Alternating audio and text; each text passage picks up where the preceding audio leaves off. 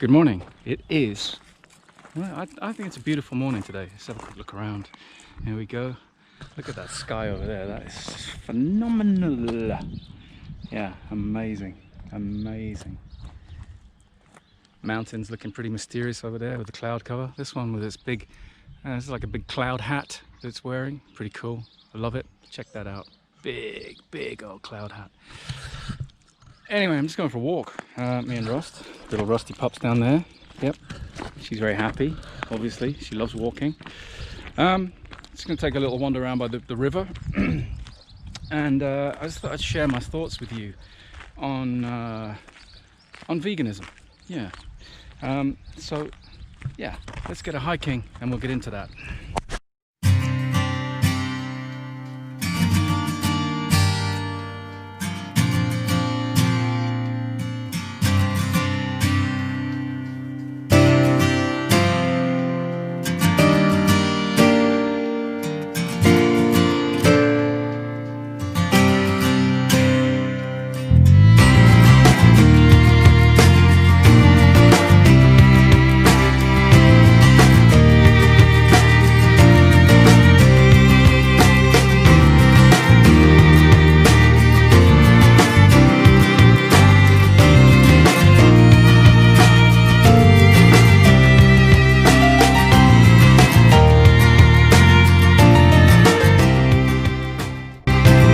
Yeah, so for me, veganism is a choice, and it's a choice that I made. Don't get me wrong, you know, I love a juicy burger, and I think bacon is really tasty. Those are the things that people normally throw at you. Or steak. Oh, I love a steak. I never really liked steak that much anyway, so I don't miss that. But, you know, I used to eat meat, and I enjoyed that meat. I didn't think about where it came from. I just accepted that it was there, and I ate it, and I enjoyed it.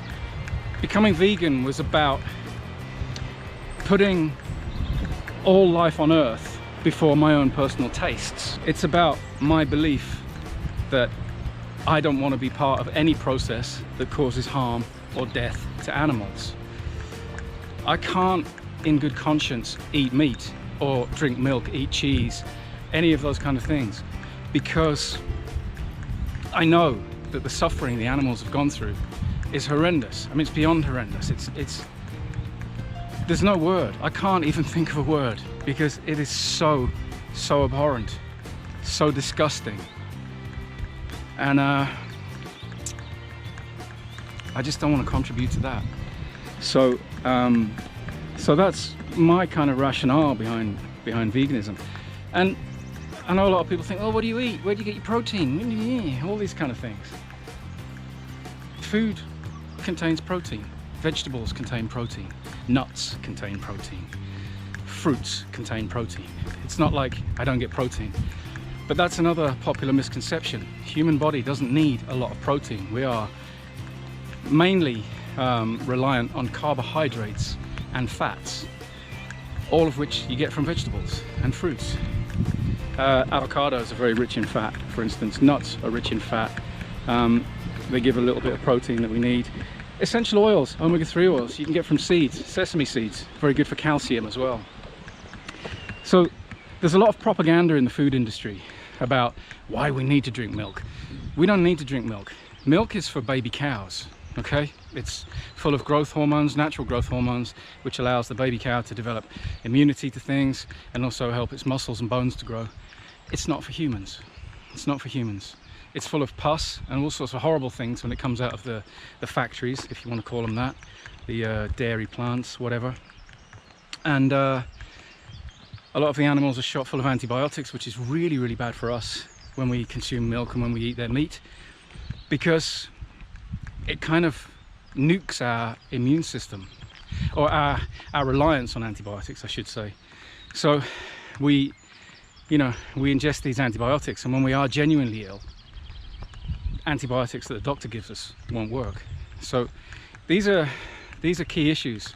You know, it's about our health, but also 70% of usable farming land in the world is consumed by produce for animals.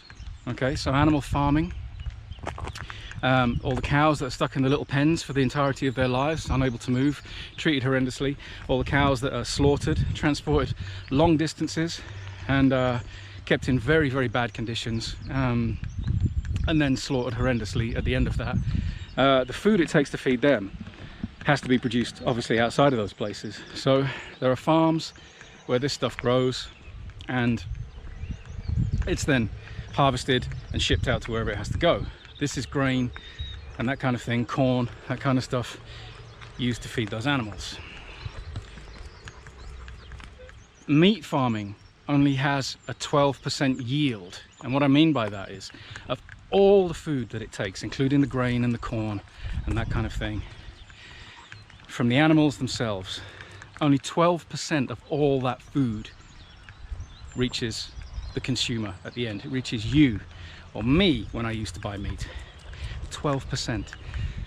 That is not only inefficient, but it is extremely wasteful. Because not only do we need vast amounts of corn and grain to feed those animals, but we also need millions and millions of liters of water, which is also having a really negative effect on the planet. So yeah, those are a few pointers as to why I chose veganism.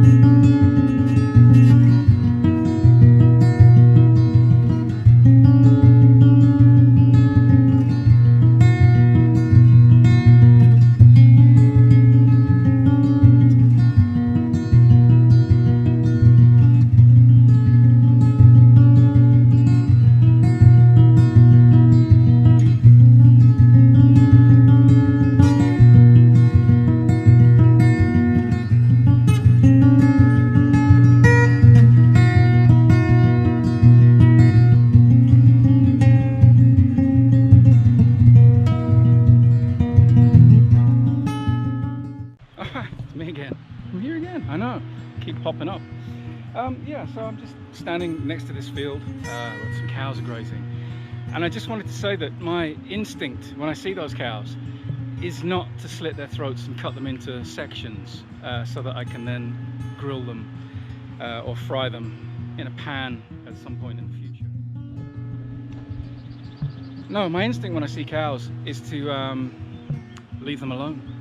I think they're very beautiful creatures, very graceful, and they don't deserve to be carved into little pieces and put on somebody's plate.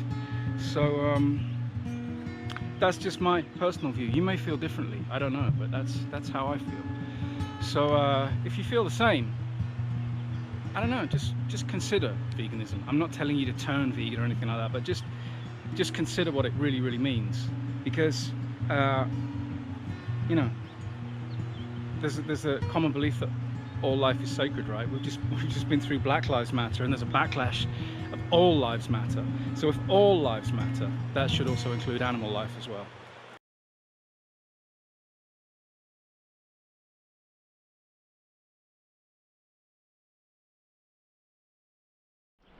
Alright, so just stepping away from the subject of veganism, I really love doing this walk, because obviously I'm surrounded by completely natural environments. Yes, there's a few houses, man-made structures and stuff, but you know, for the most part, these fantastic mountains, beautiful meadows, rolling hills, forests, stunning. I love it.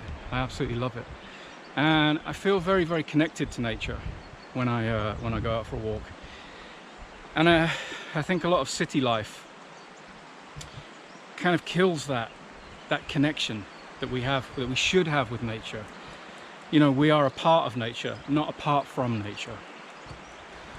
So it's really, really important to me to be able to have these moments where I can connect completely with nature and feel at one with it. And it's so good for my head to do that. And obviously it's good for my whole body because I'm getting some exercise. So yeah, this is such a great opportunity. I would urge you, every opportunity you get, go to a forest, go and sit by a river, go to the beach, anywhere where there's nature in abundance, go there, absorb it, breathe it in, listen to it, just take in the sounds, the smells, the sights, and really feel yourself connecting with it. It does so much good for you. It's incredible.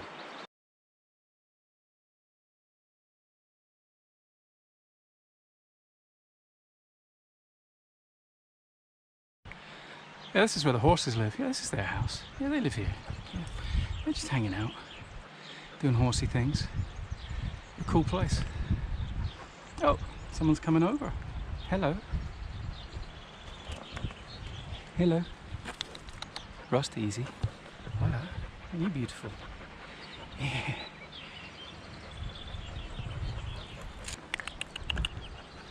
Oh, no.